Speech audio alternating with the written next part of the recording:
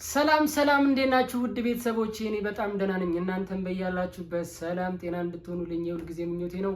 ውድ ቤተሰቦቼ ዛሬ እንግዲህ በአዲስ ቪዲዮ ተከስቻለሁ። ዛሬ የተከሰትኩበት ቪዲዮ ደግሞ አሚር ጋርና እዩ ጋር የተለቀቀ ቪዲዮ አለ። እስቲ ትንሽ አይተን እንመለሳለን። እያዘነለት እንዳልሆነ ተስፋ ታደርጋላችሁ በጣም ማለት ነው። ከምላችሁ በላይ ስለሱ ማንም እየተጨነቀ ማንም እያዘነ እያስመሰለ እንጂ እየተጨነቀ ያለ ሰው እንደዚህ ሁኔታው የሚያስታውቅ ሰው አላየውም። እንግዲህ ውድ ቤተሰቦቼ ቪዲዮን እንደተመለከታችሁት ዛሬ አሚር ያወራውን ነገር እስቲ ትንሽ ገረፍ ላደርግላችሁ። አሚር ሲያወራ የነበረው ነገር በእውነት ለአብርሽ የሚያስብ ሰው፣ መልካም ሰው እንግዲህ ከሄርሜላ ገንዘብ የሄርሜላ ገንዘብ አነሰበትና ወዴት ሄደ? ወደ ጋሼና ወደ አብርሽ ማሽቀበጥ ገብቷል ማለት ነው። ምክንያቱም እየተናገራቸው ያሉት ነገሮች በትክክል ነገሮችን ለማስተካከል ወይም ደግሞ ሄርሜላና በዙሪያ ያሉት ሰዎችን ለማሞገስና እነሱ መልካም እንደሆኑ ሌሎቹ ግን ለወንድማቸው እንደማያስቡና ፍጹም እንደማይወዱት እየተናገሩ ነበር እና ይሄ ነገር ደግሞ እኛም እናውቀዋለን፣ ማንም ያውቀዋል። ስለዚህ የምትናገረውን ነገር ከመናገር በፊት ስለምን እንደምትናገር እስቲ ማስተዋሉን ፈጣሪ ይስጥ ብዬ ነው የምነግርህ ማለት ነው። ምክንያቱም ራስህ ተናግረዋል። እኩይ ወይ ደግሞ በጣም መጥፎ ባህሪ ካገኘን እኛም ከነሱ የበለጠ እስስት እንሆናለን ስትል ነበር እና እስስት መሆን በጣም ቀላል ነው፣ ቀላል ማለት ነው።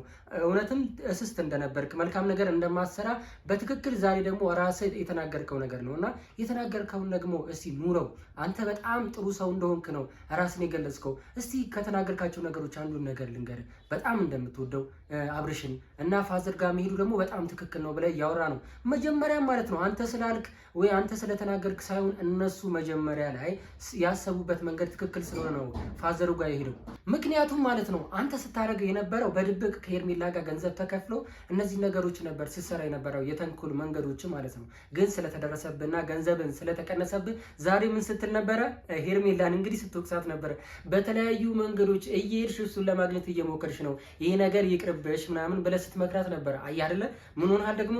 አሁን ጸባይኛ ለመሆን እየሞከርክ ነው። ወደ ጋሼ ወደ አብርሽ እየሄድክ ነው። በጣም ለአብርሽ ምንም ነገር ሆናለሁ፣ መታሰር አይደለም መገዳደል አይደለም፣ ምንም ነገር ቢፈጠር እኔ ዝግጁ ነኝ ብላ አወራ አይደለም። አንተ ከወንድሞቹ በልጠ የምር ግን ቅልቦና ቢኖር ይሄንን ታወራለህ? እውነት ከወንድሞቹ በልጠ ወንድሞቹ ምናምን እየጠቀሙት አይደለም፣ እየረዱት አይደለም፣ ምናምን ሁሉም እያዳመጡት አይደለም። ስለዚህ እኔ ምንም ነገር ሆነለታለሁ ብላል። ይሄ ደግሞ ልክ አይደለም ብራዘር። ከማውራት በፊት አሁንም ደግሜ እነግርሃለሁ፣ ውስጥ ማስተዋልና ማገናዘቡ ይኑርህ ብዬ ነው መመክረህ። ምክንያቱም የምትናገራቸውና የምተገብራቸው ነገሮች አንድ አይደሉም። ዛሬ እነጋሼን አሞግሰ አብርሽን አሞግሰ ለምትፈልገው ነገር እያከናወንክ ብትሆንም ከቤተሰቡ በልጠህ አይደለም። እውነት አንተ ከወንድሞቹ በልጠህ ነው? እውነት ከወንድሞቹ በላይ ለሱ አስበህ ነው? ወንድሞቹ ምናምን አልጠቀሙትም ብለሃል አይደለ? ቡዜና ሄርሜላን የጠቀሙት አይደለ? ልክ አይደለም።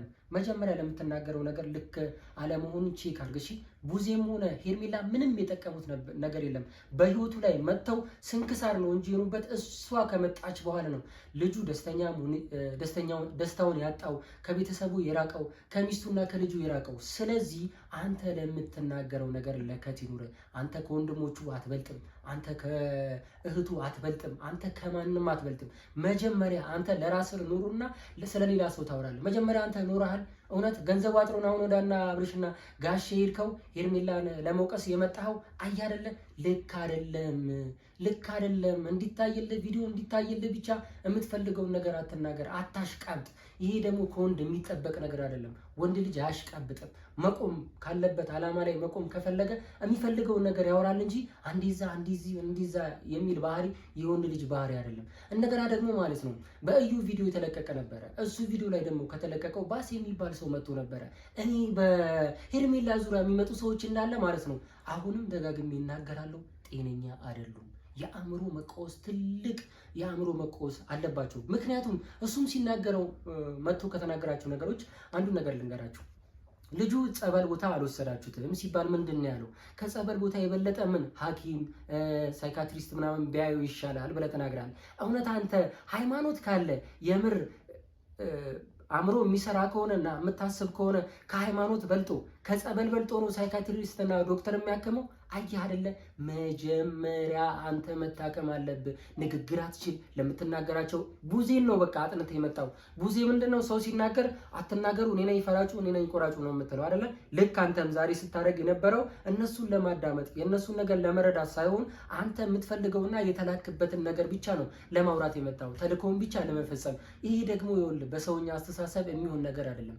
የሰው ልጅ ለሚያስበውና ለሚፈልገው ዓላማ የሚፈልገውን ነገር ለማውራት ምን ማድረግ አለበት? በመጀመሪያ ስለሚያወራው ነገር ማወቅ አለበት።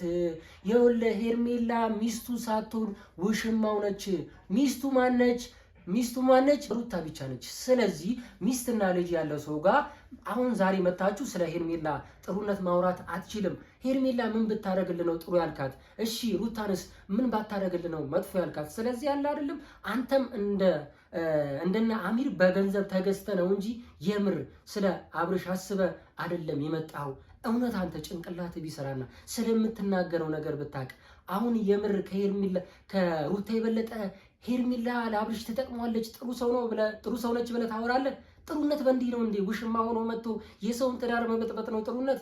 አረ በእናታችሁ ተው፣ ለከት ይኑራችሁ። ይኸውላችሁ ዛሬም ነገም ቢሆን ማለት ነው እነዚህ ያወራችሁባቸው ነገሮች እንደሚቀጧችሁ በእናንተም እንደሚደርስ ብዙ ነገሮች እንደሚገጥሟችሁ ዛሬ ልነግራችሁ ፈልጋለሁ። ውድ ቤተሰቦቼ እናንተም ይህን ነገር መቃወም አለባችሁ። ወንድሟም ጓደኞቹም እየተመላለሱ አሁን ከዚህ በኋላ ከሩታዬ ጋር ነን እያሉ ነው። ስለዚህ ሩታ ታሸንፋለች። ሁሌም አብርሽ የሩታ ነው፣ ሩታ ደግሞ የአብርሽ ነች። ውድ ቤተሰቦቼ ይህ ዴቭ ቲዩብ ነው። ዴቭ ቲዩብን እየገባችሁ ሰብስክራይብ እያደረጋችሁ ላይክ እና ሼር እያደረጋችሁ ከኔ ጋር እንድትቆዩ ጋብዛችኋለሁ። መልካም ጊዜ